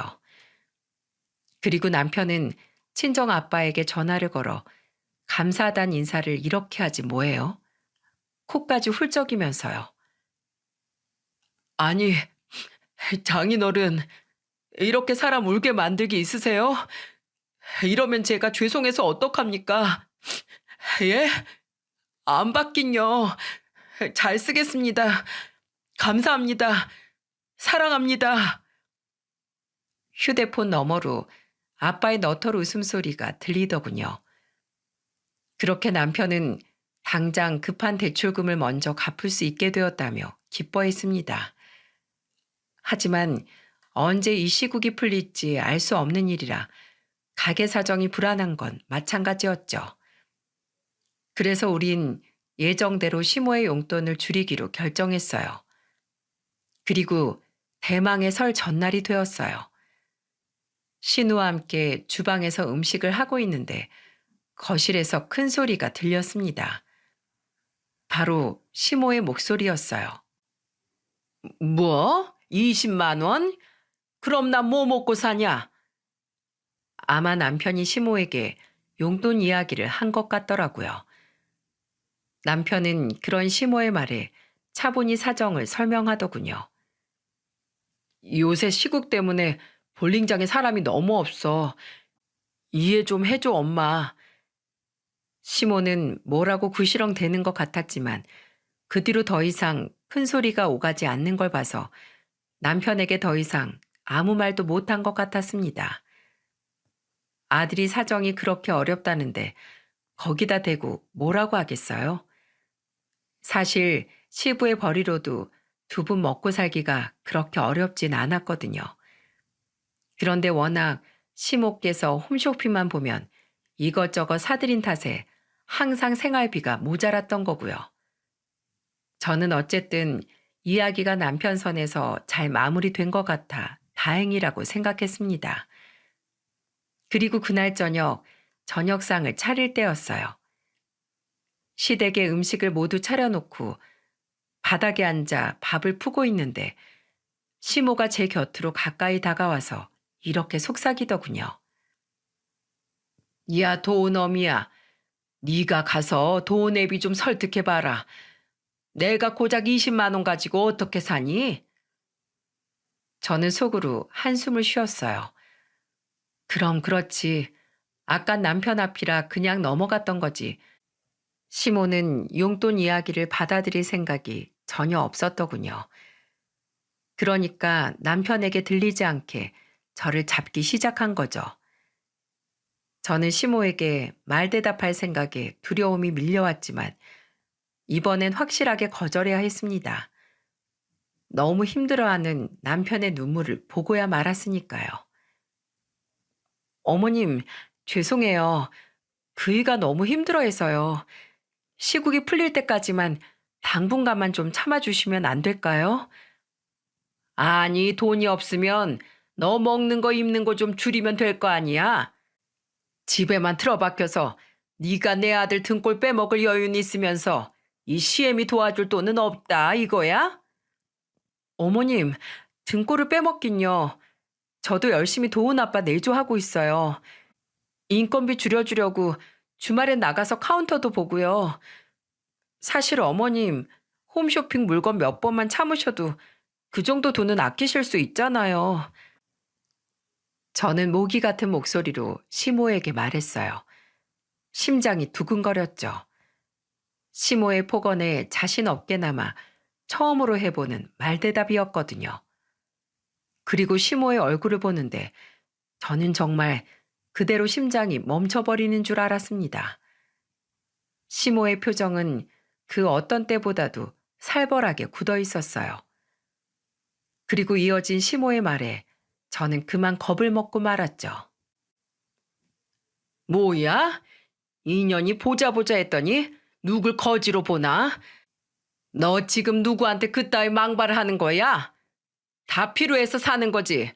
그럼 내가 내 집에서 물건 사는 것마저 네 눈치를 봐야 하냐? 이 싸가지 없는 게 어따 대고 내 아들 돈으로 호의호식하면서 뭐가 어쩌고 어째? 오냐, 너 내가 아주 꼰대를 보여주마. 내가 어떻게든 너 우리 아들하고 이혼시킬 거야. 더 이상 내 아들 등골 못 빼먹게. 시모는 길길이 날뛰며 시뻘개진 얼굴로 제게 소리치더니 그래도 분이 안 풀렸는지 제가 들고 있던 주걱을 빼앗아 갔어요. 그리고는 그걸로 제 뺨을 아주 세게 내리쳐 버렸습니다. 어찌나 세게 때렸던지 제 얼굴에선 철석도 아닌 빡 소리가 나더군요. 잠시 얼이 빠졌던 전 그대로 온몸이 사시나무 떨리듯 떨리기 시작했어요. 학창 시절 트라우마가 떠오른 겁니다. 그리고 그때였어요. 엄마!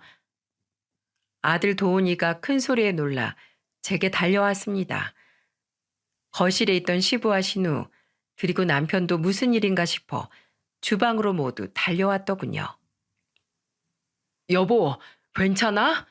엄마, 도대체 이게 무슨 짓이야?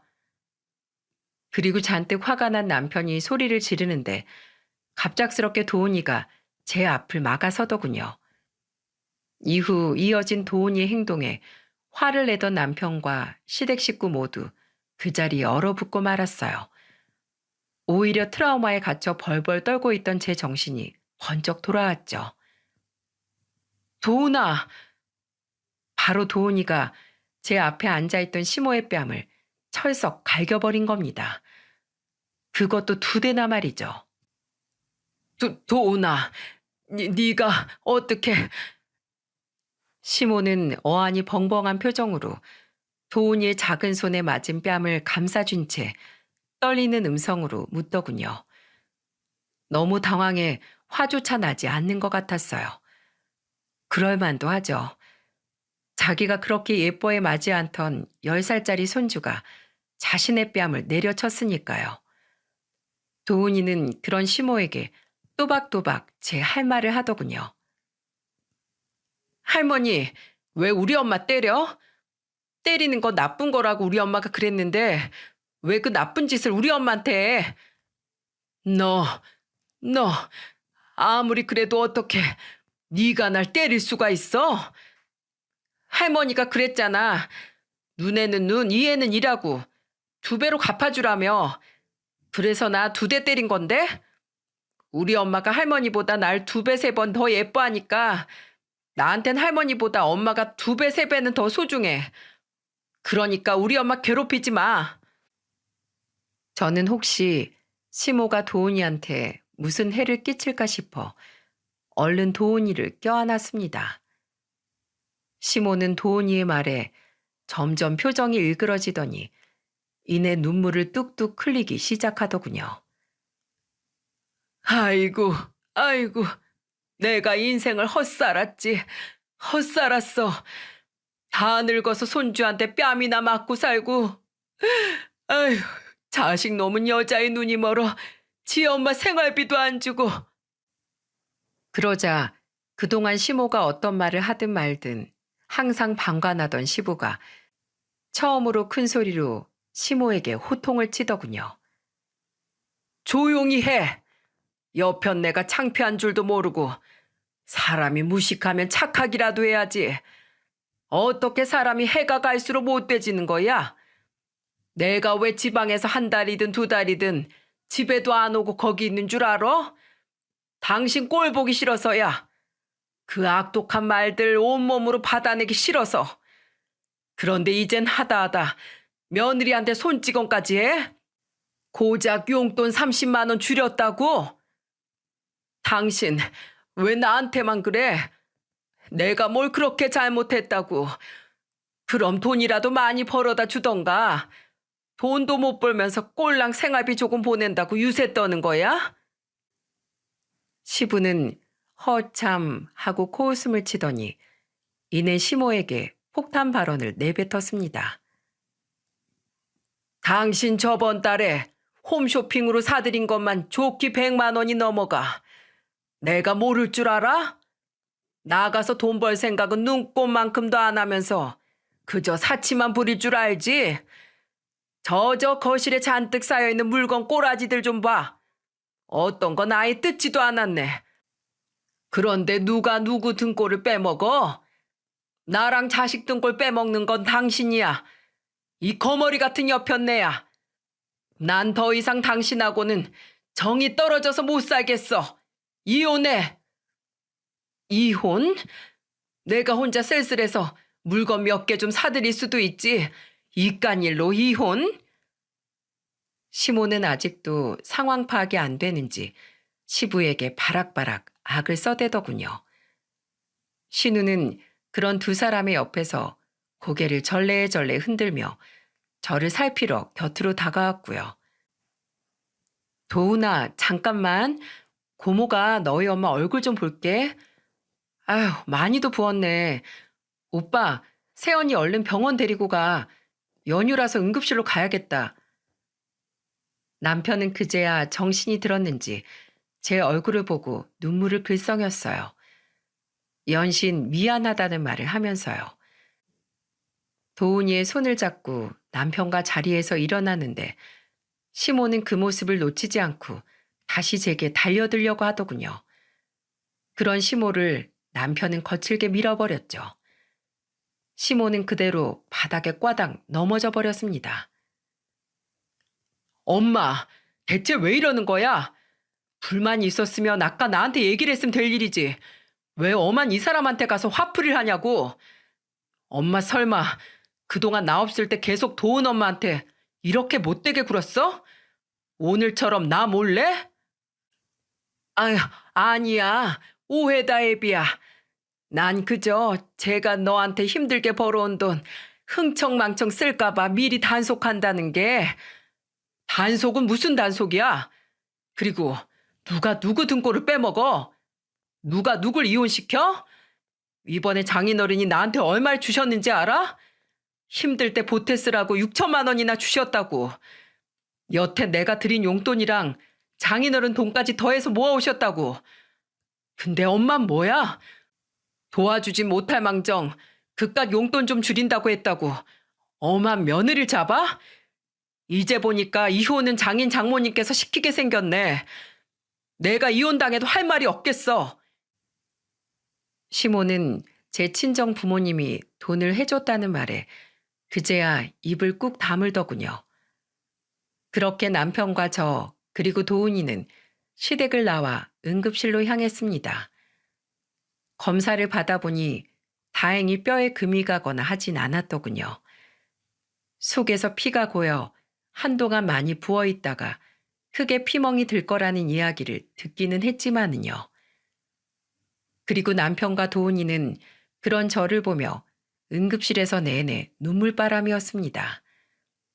오죽했으면 누가 큰일이라도 났나 싶었던 건지 응급실 사람들 전부가 우리를 쳐다보더군요. 여보, 미안해. 그동안 쭉 엄마가 저랬던 거지. 오늘 보니까 한두 번 이런 일이 있던 게 아닌 것 같은데 그동안 도대체 왜 나한테 아무 말 안 했어? 아니야, 아니야. 그냥 내가 다 미안해. 몰랐던 내가 미안해. 엄마 아파? 아프지마, 엄마. 내가 엄마 지켜줄게. 할머니가 엄마 두 번 다시 못 때리게. 어떡해? 엄마 너무 아프겠다. 부자가 양쪽에서 제 손을 부여잡고 엉엉 우는데 그러면 안 되지만 저도 모르게 피식 웃음이 새어나오더군요. 나 괜찮으니까 둘 다 그만 좀 울어. 어쩜 부자가 눈 부은 것도 저렇게 똑같이 닮았대. 저기요, 도훈 아버님, 그만 좀 우시라고요. 저 안 죽는다고요. 제가 웃자 그제야 남편과 도훈이는 벌개진 눈으로 희끗대며 울음을 그치더군요. 그리고 집으로 돌아온 전 차 안에서도 다시 한참을 울어 퉁퉁 부은 눈으로 잠이 든 도훈이를 지켜보다 방을 나왔죠. 그리고 남편에게 이렇게 말을 했습니다. 내가 바보 같았어. 우리 도훈이만큼은 상처받는 일 없게 잘하게 해주겠다고 그렇게 다짐했는데 정작 도훈이 눈에서 눈물 나게 하는 사람이 내가 되다니 말이야. 남편은 미안함에 아무 말도 못하고 그저 제 손을 꼭 그려쥐더군요. 있지. 나 당신한테 말 못한 트라우마가 있어. 나 어머님처럼 저렇게 무서운 사람들 보면 가슴이 뛰고 심할 땐 온몸이 얼어붙기도 해. 중학생 때 일이 생각나서. 근데 이런 말 하면 너무 창피하잖아. 그래서 일부러 착한 척 스스로 합리화했어. 당신하고 어머님 사이를 갈라놓느니 그냥 내가 좀 더 참자 하고 말이야. 사실 무서워서 아무 말도 못했던 거면서. 여보, 근데 나 이제 안 그러려고. 오죽하면 우리 도훈이가 지 할머니를 때렸겠어. 그렇게 입에 담지 못할 짓을 내 아들이 하게 하다니. 나는 정말 최악의 부모야. 다 내 탓이라고. 당신 탓이 아니야.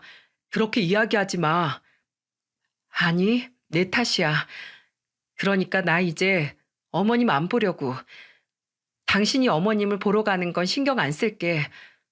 근데 도훈이는 안 돼. 그리고 나도 이젠 싫어. 내가 상처받으면 우리 도훈이도 상처를 받는다는 걸 이제야 깨달았으니까.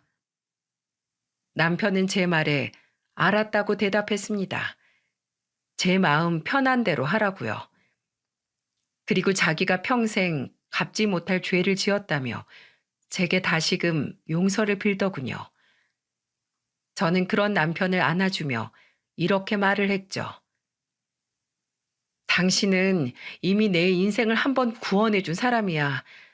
내가 당신을 원망할 일 죽어도 없을 거야. 그리고 설 명절 당일 친정 식구들이 저희 집으로 한달음에 달려왔습니다.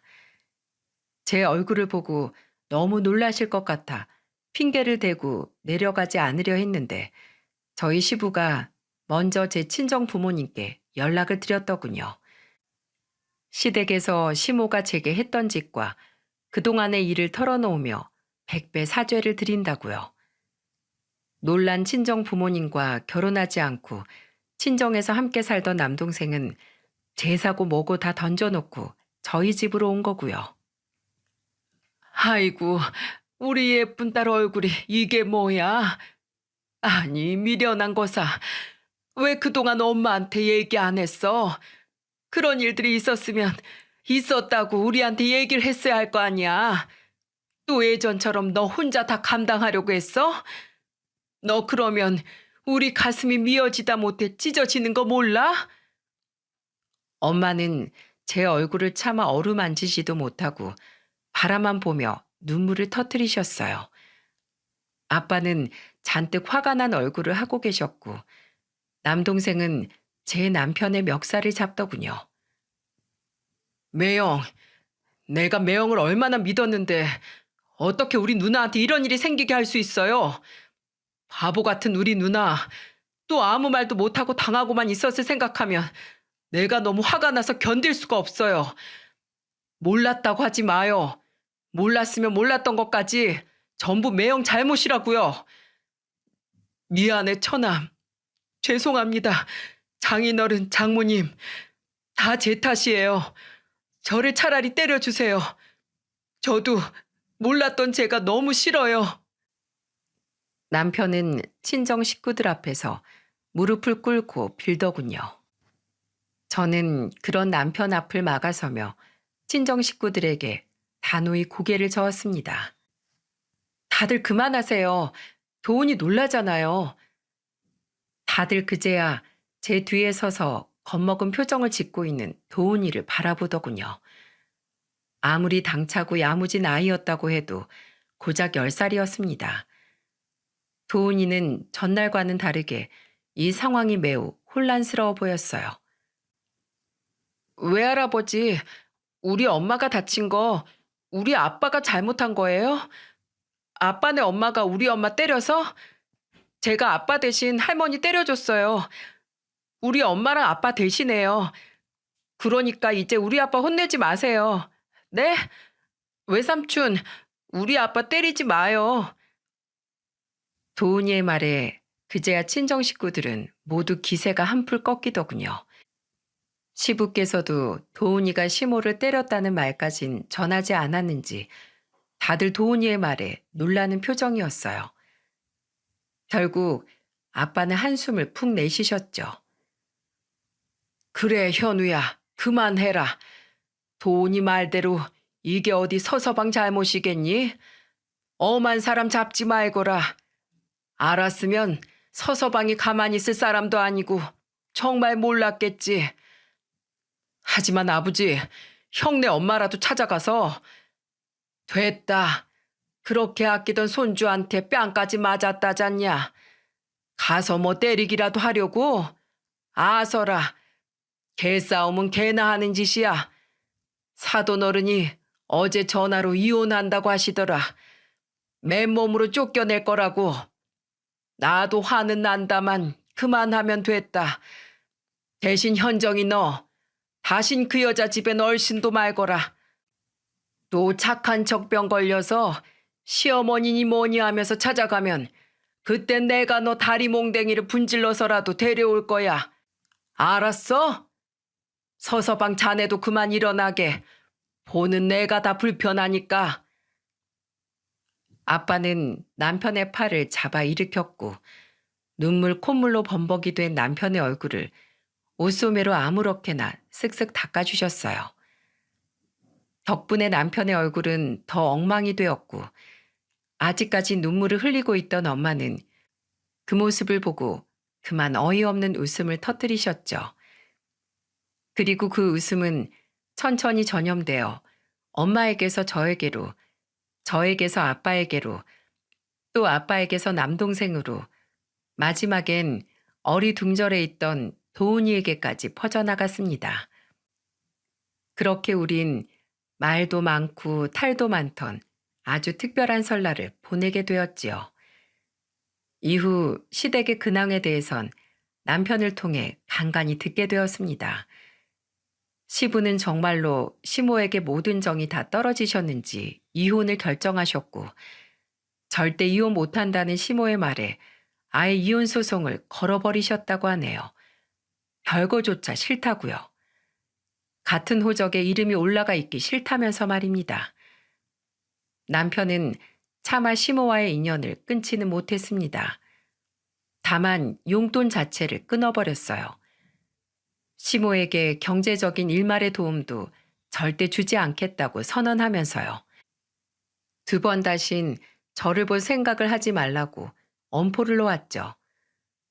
그리고 남편은 말로만 그치지 않고 정말로 시모가 우릴 찾아올 생각조차 하지 못하게 이사를 결정했습니다. 그래서 2달 뒤 우린 정말로 서울의 다른 동네 아파트로 이사를 왔어요. 그렇게 이사를 온 지도 벌써 1년이 훌쩍 지났네요. 저는 그동안 남편의 도움으로 시모와 2번 다시 마주칠 일이 없었습니다. 작년에 걸려온 딱 한 번의 전화를 제외하고는요. 남편이 용돈을 끊고 시부에게도 쫓겨나자 시모는 염치도 없이 제게 연락을 하더군요. 전화는 몇 통이나 계속해서 걸려왔고요. 받지 않고 그대로 차단시키려다 마지막으로 무슨 말을 하려는지 드러나 보자 싶어 저는 전화를 받았습니다. 하지만 역시는 역시였네요. 여보세요?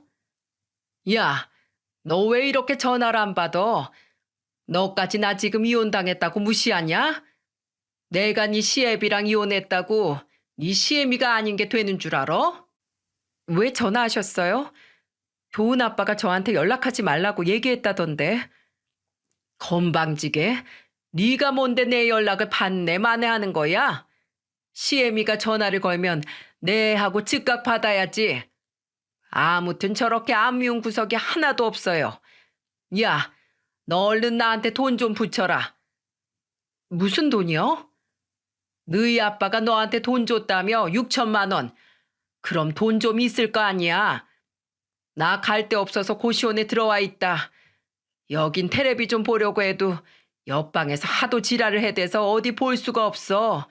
없는 것들이 아무튼 더 유난이야.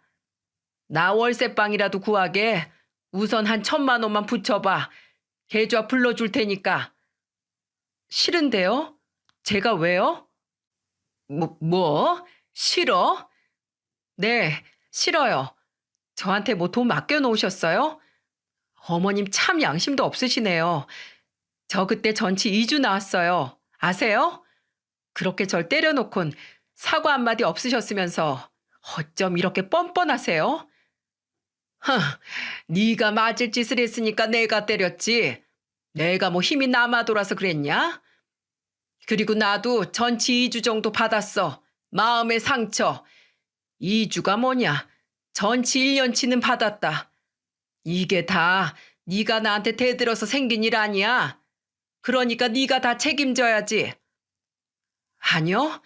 그 일로 상처를 받은 건 오히려 도훈이에요.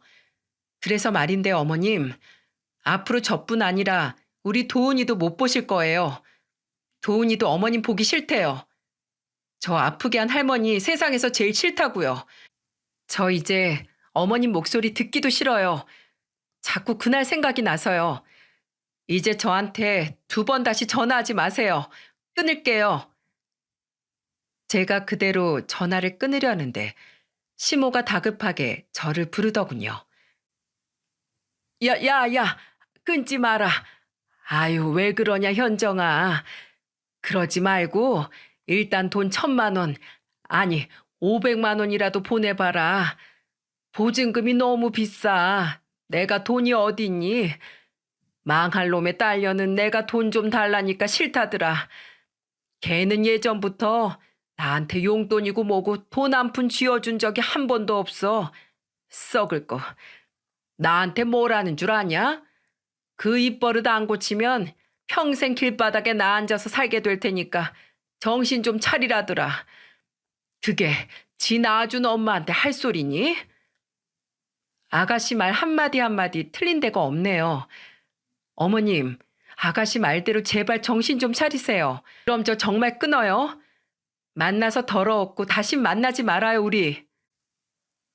저는 그대로 전화를 뚝 끊었고 곧바로 시모의 번호를 차단했습니다. 전화를 끊고 보니 주먹을 꽉 쥔 제 2손에 땀이 흥건하더군요. 심장이 다 벌렁거렸죠. 처음으로 두려움을 이기고 하고 싶은 말 죄다 뱉어버린 날이었거든요.